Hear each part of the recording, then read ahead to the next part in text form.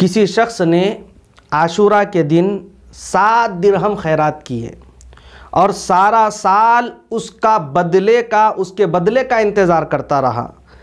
लेकिन फिर जब आशूरा का दिन आया तो किसी आलिम ने आशूरा के दिन खैरात करने की फजीलत बयान करते हुए कहा कि जो कोई आशूरा के दिन 1 दिरहम खैरात करेगा या फिर 1 दिरहम खर्च करेगा, अल्लाह तबारक व तआला 1000 दिरहम उसको बदले में अता फरमाएगा।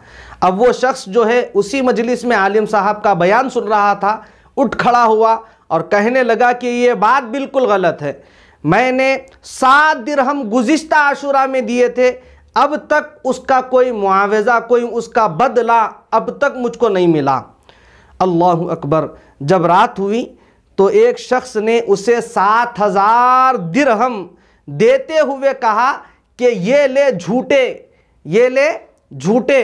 अगर तू क़यामत तक सब्र कर लेता तो तेरे लिए बहुत ही बेहतर होता।